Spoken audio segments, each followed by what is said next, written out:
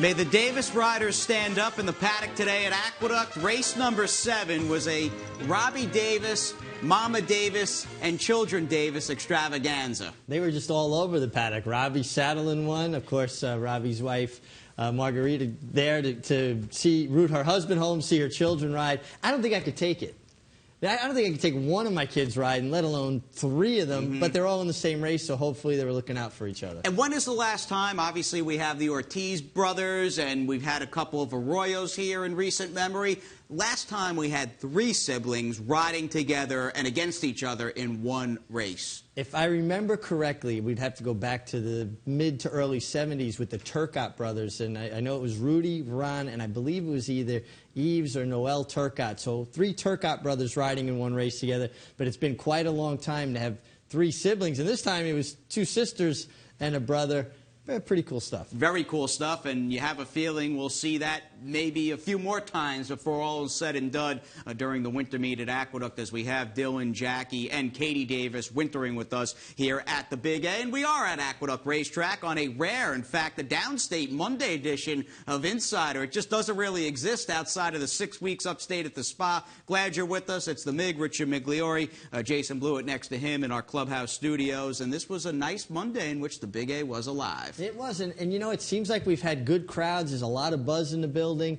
I'm going to be interested to see when the first numbers start coming back for you know, how successful Aqueduct is, because if you walk around here, it seems pretty busy. I know I've done my share. I've been sending it in with little success so far, but the meet is young, and it's always nice catching up with an old friend and an old face, and I think that's been the case on a number of different fronts, maybe none more important or as far as a precedent goes than Aaron Grider back in the Big Apple. Yeah, I'm really happy to see Aaron back here. He's had such success in New York and elsewhere. But, you know, certainly leading rider a few times over here. He was a great competitor when I rode against him, and a very welcome and, I think, senior statesman, an elder statesman in the room. I think he'll have a lot of effect on this jockey colony in a very positive way. And you caught up with him earlier today in the Mig's Corner, the Silks room downstairs. Let's see what shook out with the Mig and Aaron. Aaron, you've been successful all over the world, California, New York, even as far away as Dubai, winning the World Cup with Well Armed. What brings you back to New York? I love to win, and I just thought the opportunity was right now. I always enjoyed riding here in New York, and you know, a lot of people say, why would you leave California now to come back in the winter? But the weather never really bothered me. I loved picking up the racing form and having live action. And, you know, so far since I've been back, I really like the reception that I've gotten and the support that I've gotten from some great clients. Well, you've gotten off to a terrific start. You won a stake for Chad Brown. You won another race for Chad Brown. What has the reception been like by everyone?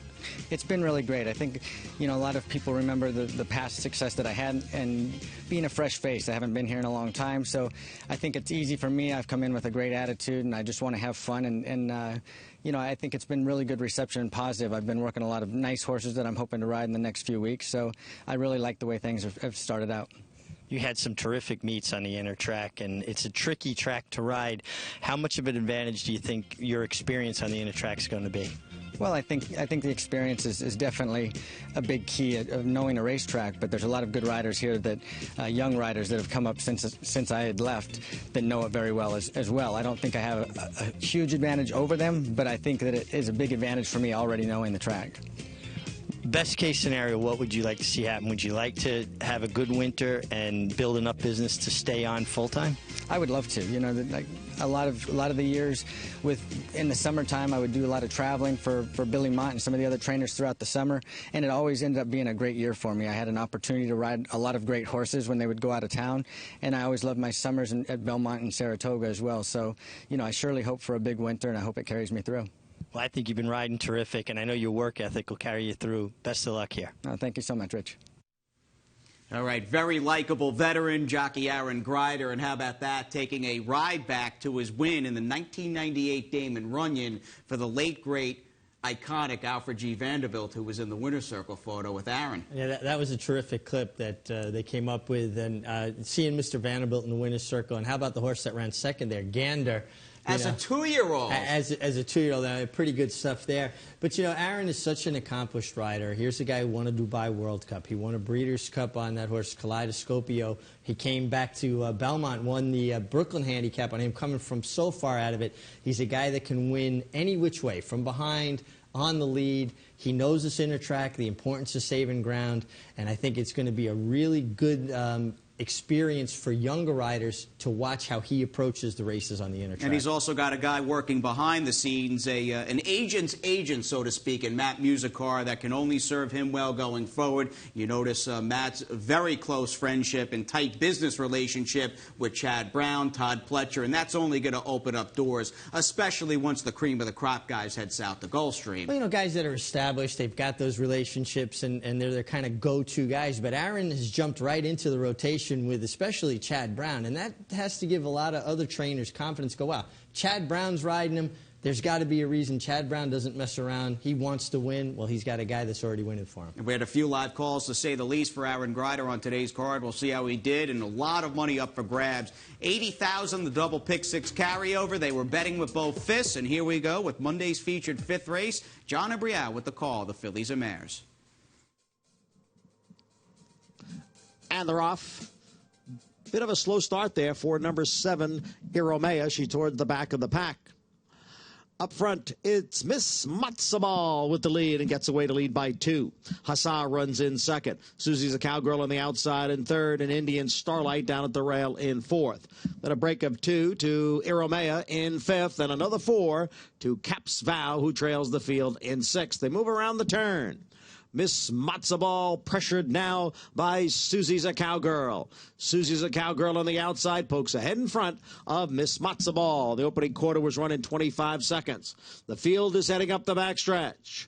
Susie's a Cowgirl in front by a length. Miss Matzabal in second, with Hassar on the outside in third, and Indian Starlight in fourth. Almost 3. Back to Iromea in fifth. Iromea is about 6 from the front. Caps Vow continues to trail the half in 50 and 1/5 seconds. Susie's a Cowgirl has the lead here by a length over Hassar, with Miss Matzabal on the inside in third. As they race around the far turn, Susie's a Cowgirl. Here's Hassar getting closer now on the outside. Miss Matzabal and Indian Starlight. Then Iromea and Caps Vow. The field is in the stretch. Susie's a Cowgirl. Hassar on the outside. Miss Matzabal down at the rail. Then Indian Starlight and Iromea. They come down for the 16th pole. It's Miss Matzabal with Hassar, and on the outside Indian Starlight and Iromea. Iromea got there at the end. Iromea wins it. Indian Starlight was second. Then Hassar and Miss Matzabal. Big A Green bringing out the best of a number of these fillies and mares. Anybody's race with the 16th to go. And in the end, it was Iromea, the Irish bred, narrowly at 6-5 for Christophe Comant and Joel Rosario. Yeah, coming with the final and last run, Joel Rosario timed it beautifully. And this filly, you know, got some class relief, but a filly by Dan Seeley. And we've seen a lot of success with the Dan Seeleys, not only on turf, but on synthetic as well. And a number of the Juddmonte homebreds that have had success in Breeders' Cup races and big grade ones have Dan Seeley either as the sire or as the broodmare sire. And we'll see if this filly goes to Florida and steps up her game after running for the second time today in the United States. Speaking of the number 2, let's have our second full race on tonight's Insider. It is race number 7. We stay on the turf, big field of back capacity group, New York breds, and a non-winners of 1. Here's Johnny I. The Blues, Jack's Heritage, and No Texting now moves up. It's Chasing the Blues who has the lead. No Texting on the outside, a close second. Snake Oil Charlie and Jack's Heritage. Jack's Heritage in third. Snake Oil Charlie is in fourth. And Kerry Boy runs in fifth. Mr. Dooley, widest of all, in sixth. Then at the rail, it's Hirschbein in seventh, followed by Sonny and Pally in eighth. Mangles in between horses in ninth. Down on the inside is Harbor King. Ode to the Hunt is in 11th, and at the back is Northern Trip in 12th. The first quarter was run in 23 and 3/5 seconds as they move up the backstretch, and it's No Texting the leader here by almost a length over Chasing the Blues. A break of 2 to the favorite, Jack's Heritage, who sits in third, 3.5 from the lead. Snake Old Charlie on the inside is fourth. Then it's Mr. Dooley next in fifth, followed by Kerry Boy in sixth. Then it's the trio of Hirschbein. Far outside, it's Ode to the Hunt and Sonny and Pally. Harbor King is at the rail in 10th. Then Mangold in 11th, and Northern Trip still at the rear. The half in 48 and 2/5 seconds. No Texting continues to lead here. Jack's Heritage is on the outside of Chasing the Blues. Snake Oil Charlie down at the rail looking for a way to come on through as the field comes into the stretch. Here comes Jack's Heritage up to challenge No Texting for the lead. No Texting and Jack's Heritage and Snake Oil Charlie on the inside. Hirschbein moves into 4th. There's 100 yards to the wire. It's Jack's Heritage. No Texting. Snake Oil Charlie. Photo. Snake Oil Charlie might have gotten there in a photo with No Texting. Jack's Heritage a close third. Turf action's been pretty hot and steady on the show so far. Another real close stretch battle. And don't deny Snake Oil Charlie, who Andy Serling gave out and liked today, but Chris DiCarlo riding the rail. Terrific ride by Chris. Patient, waited for his room, a bit of daring do to find the spot. And I was happy to see him get up and win. He had to take off a winner the other day. And Chris isn't a guy that takes off because he got stung by bees. And he actually had an allergic reaction. I saw the picture of how swollen he was. And, you know, you hate to take off any horses, but then particularly when a horse wins, it just hurts even that much more. So good to see Chris back in the winner's circle, but just a tremendous horse race. When you had 3 noses up and down in the wire, and we're going to see another one a little later on, that's what turf racing's all about. And you wonder if this horse might have been the pick 6 killer, an 11-1 upset in race number 7 for trainer George Maroon, the winner of 3-year-old Colt by Freud. Little main track racing coming back as they get unsaddled on the main after race number 7. We'll sprint on the backside, 3/4 home after this quick timeout on Aqueduct Insider.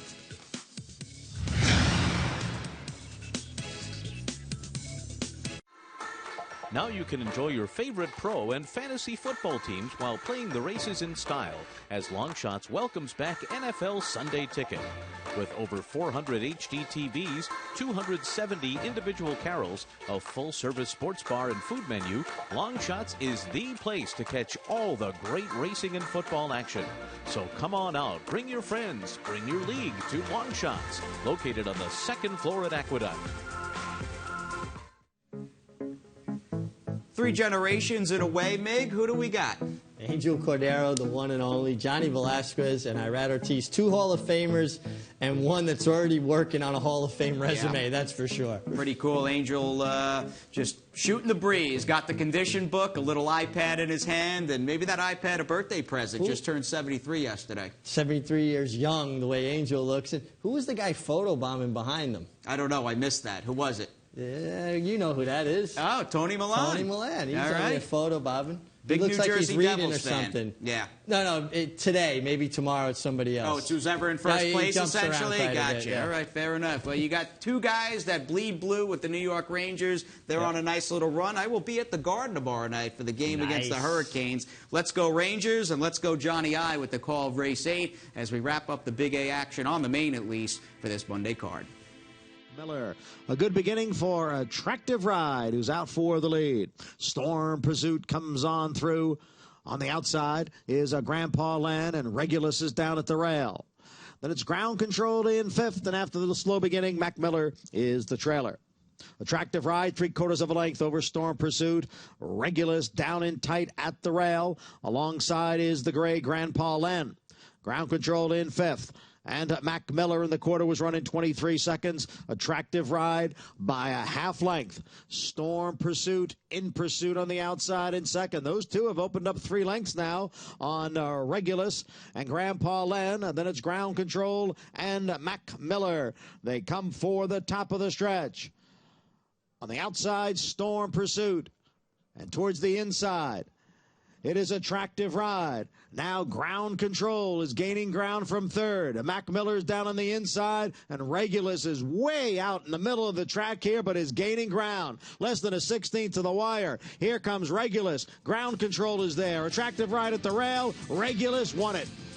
Appeared to be tough to handle in the early going, but Regulus got the job done at 1-2.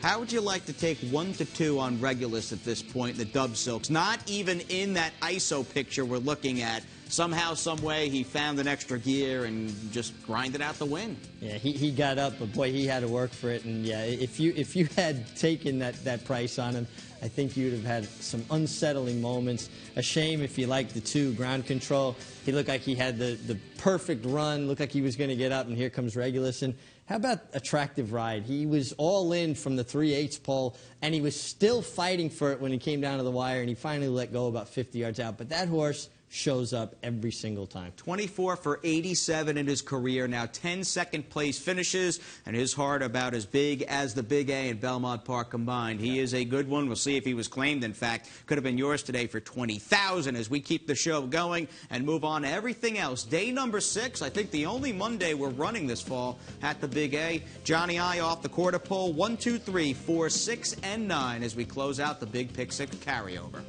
Chief Assignment into second, Dickens into third, then Harlan's Glory in fourth. It is Vancouver all out to hold the lead over Chief Assignment, and Vancouver is prevailing here. Chief Assignment, one last try on the outside. Vancouver wins it. Chief Assignment second, then Harlan's Glory and Dickens. Quirla, and they're at the head of the stretch, and it's Juliet's Key in front by 3 lengths.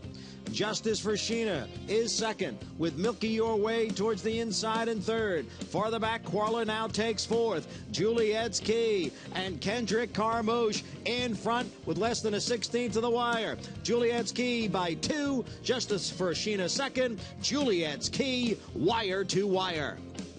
Justice for Sheena was second, and Quirla got up for third. Finn's Quest begins to pick it up as they pass the quarter pole. Chase Lane, Finn's Quest on the extreme outside, and here is Finn's Quest to take over the lead. Finn's Quest in front and quickly opens up. Finn's Quest by 4 lengths. Chase Lane giving chase with Special Agent on the inside. Then it's Reach for Yield. No doubt about the winner. Finn's Quest really poured it on. 1 by 7. Special Agent finished second. Then Chase Lane and Reach for Yield. Into third, the half and 46 and 1. Into the stretch now. It's Maroc on the inside, trying to hold off elusive Talmo. Baby Snacks is third. Then on the outside, Bustin' the Bank and Interior Secretary. Maroc is there by 1.5 lengths. Baby Snacks now comes on through. It's Maroc, Baby Snacks, 2 of them to the wire. It's going to be tight. Looked like Baby Snacks got up there. A photo finish with Maroc. The challenge. It is Glare Ice down at the rail and Saluter on the outside, and Awesome Quick is now picking it up out in the middle of the track, and down on the inside is Star Dynasty looking for a way through. There's a furlong to the finish, and it's 4 of them across the track. Farther back, it's Gabby's Brown and More Than Rainbows, and it is a Saluter, and on the outside, it's Awesome Quick, and down on the inside, it's Star Dynasty. Here's Awesome Quick to take the lead and win it. Awesome Quick by a 1/2 length, close for second between Saluda and Star Dynasty. Stretch. It is Axtel who cuts the corner with the lead here. On the outside, Silent Assassin. Silent Assassin, Axtel, Steamboat Bill looking for a way through. City Gold on the outside. Then Ausby in 5th. There's a 16th to the wire. Steamboat Bill at the rail. In between horses, Axtel, and on the outside, it's Silent Assassin. A 3-way photo finish to wrap up the day. Wow, was that a stretch battle and near triple dead heat worth waiting for in Monday's nightcap? Very nice call from Johnny I. And how about that, Mig? Think about the pick 6 person or persons, if it was a syndicate, that needed Steamboat Bill for $313,000 in that last race. Wow, incredible. That dead heat was so important. Just a terrific race, and right now he's loving on Javier Castellano, getting through along the inside. I actually like Silent Assassin, who almost got all the money, but shared in the lion's share of the person. How about the ride by Aaron Greider on the 4 Axtell? You can't set softer fractions, and he did everything but win. It almost seemed like it would have been fitting if it was a triple. Should have been a triple dead heat, considering the tactics employed there with Axtell and Aaron Greider. But again, congratulations if you were that person, and we hope you were that person that took down today's pick 6 with Steamboat Bill for $313K. And the pick 6 began on a very rough note for many, and a near $30 winner with Cappy's second look. Monday's 4th, Baby Snacks bowled his way off the inside and had to survive a steward's inquiry. Yeah, and they made the right call. I don't think there should have been a change in the order finish. And you can see Baby Snacks was kind of running with the emergency brake on in behind horses, getting the kickback. Finally found that seam, and when he got daylight, came on and got it done. Very tough beat, if you like, the 2, My Rock. I mean, it looked like he had the race won, but once Baby Snacks got out from between horses, he got it done, and pretty good family. Now he can, tell his older brother that, hey, I got there too. Yeah, right. Saratoga Snacks is not the only New York winner in the family. His younger full brother with the win, and an exactor for the old stalwart sire, Tail of the Cat. Whole bunch of claims on today's card, including Attractive Ride, who had a 2-way shake, and John Toscano Jr. will take him home tonight. We had a bunch of claims, including race 3's winner, Finn's Quest, who galloped away as a big odds-on favorite. And Regulus was the most popular horse regarding shakes with a 4-way shake. Jason Service, Mr. Amore Stable, and we have still got the simulcast going on a Monday afternoon, turned Monday evening at the Big A, and we'll take a look back at the week that was when we come back.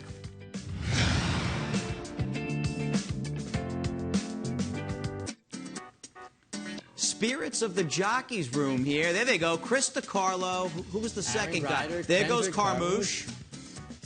Junior Alvarado. Just a hit parade here. Anybody else? I'm disappointed it wasn't the entire second. Tony Milan coming in. All right, Veterans Day, and thank you to the men and women currently serving our country. Stay safe, come home soon, and thank you to all veterans of the past. I'll be off Wednesday, so I'll wish my dad, a Vietnam vet, very proud of his service back in '69 and '70. Happy Veterans Day, and very proud of his service. 12:20, the first post, Mig, and little stakes action on Wednesday's card. Yeah, nice stake on Wednesday, the Discovery, and basically last restricted 3-year-old male stake for the year here in New York, and a couple of horses that we've seen earlier in the year. Including Ocean Knight for Keir McLaughlin, who has a major stake in the week's performers, in which we'll get to right now. Marking leads us off. We covered this horse's race on the Racing Report. We'll have that show for you on this channel 6 p.m. tomorrow with Andy Serling. This was a paid public workout and just a flat-out awesome effort. Yeah, powerful performance. This was a horse that was a little unruly. His first start in Saratoga was subsequently scratched.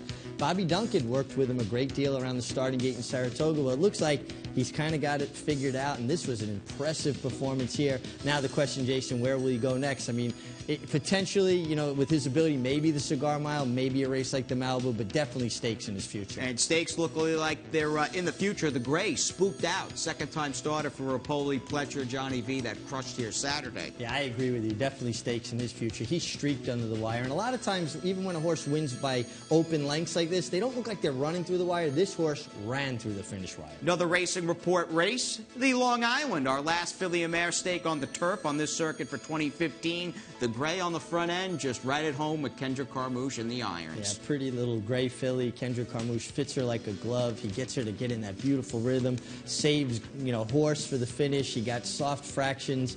I teased Kendrick that he stole the race, and he had to look out for the state troopers that were going to come pick him up. He actually did that again today. He stole one on the lead on the grass.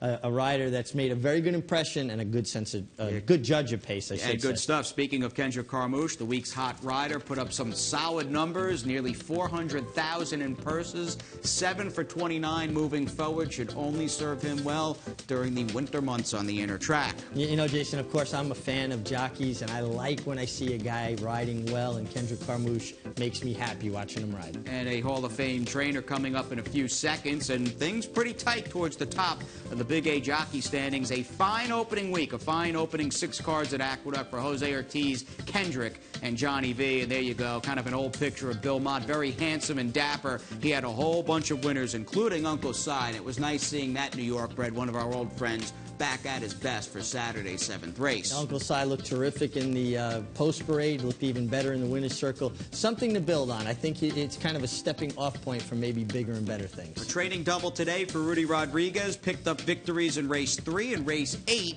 and altogether we had 9 individual trainers win because of the dead heat in the 9th race between Gary Contessa and Nick Zito. Good to see Nick Zito getting a victory, and let's not leave before we talk about Wednesday's featured discovery, and Keir McLaughlin's Ocean Knight leads off the charge. Yeah, Ocean Knight was on the Derby Trail earlier in the year, won the Sam Davis, then ran a very poor race in the Tampa Bay. Obviously something went amiss. Returned in Saratoga with a good effort, going 6.5 to the Saratoga Love in Waco. He wins here in a good allowance race, 3 and up. That's the key. Now he's going back against straight 3-year-olds. This is a quality animal. And here's a 3-year-old restricted stake. In fact, our local prep at the Big B for the Belmont, made from Lucky in the Peter Pan. Yeah, made from Lucky. He was real good here in the Peter Pan. Came back. He won the West Virginia Derby at Mountaineer. He's a horse that's proven around 2 turns. That's something I believe in, and this is a 2-turn event. I think the 2 horses we just looked at are the 2 horses to beat. And let's stay with the Pletcher juggernaut, as Tommy Macho was pretty sharp over the summertime at Belmont. Very sharp at Belmont. That's the key to it to me. He's never won around 2 turns. His best races have been 1-turn events, and sometimes it's a very specialized thing. Horses that excel around 2 turns, I'm looking for that. Tommy Macho, nice horse, but I'm looking someplace else. John Sheriff's been fairly patient, bringing Smart Transition along. Your Curlin winner, he's got the hot pink silks on towards the outside. And here's a horse that's only won around 2 turns, and I think that John Sheriff's waited and pointed for this because it was 2 turns. Purposely did not run him at Belmont Park. I spoke to him about this horse in Saratoga, and he says he's definitely a 2-turn horse. I'm not in love with the post position. You know, you don't want to be outside around 2 turns, but I like this horse around 2 turns. And we have got one live bullet in the chamber. Andy Serling, get you up to speed on Wednesday's play. Thanks a lot, guys. Stakes action at the Big A on Wednesday. Discovery used to be the opening day feature. It's the second Wednesday at Aqueduct. Feels like opening day at Aqueduct. I'm hoping it's as good as opening day was for me. The last day I actually had a winner. Well, maybe I'll have one in Discovery, and I'm interested in trying to beat favorite Ocean Knight. I think Ocean Knight is okay, but I don't know that he has a humongous edge in this field, and I feel like he could get a little overbet in here. Certainly Made from Lucky could also win for Todd Pletcher. I'm going to try Smart Transition for John Sheriffs, who's had a couple of good falls in New York, and I don't think he's run any horses. If he has, maybe one at Aqueduct. And Smart Transition was really improving. I thought his race in the Dwyer was good. I liked his race a lot when he won the Curlin. This is a tougher field, no doubt about it. He was up close to a pretty strong pace, all things considered, the Travers last time, and I think that was his best effort. Comes back to earth here. Feels like he's got to be about 3rd choice in this race. Let's get Smart Transition to win a Discovery, a competitive. Some sharp minds like Smart Transition. The MiG and Dr. Serling. We'll see what happens in the Discovery. Dark tomorrow. Don't forget the National Racing Report at 6 p.m. And we're back at it on Wednesday for Week 2 at the Big A with the first race post of 12:20.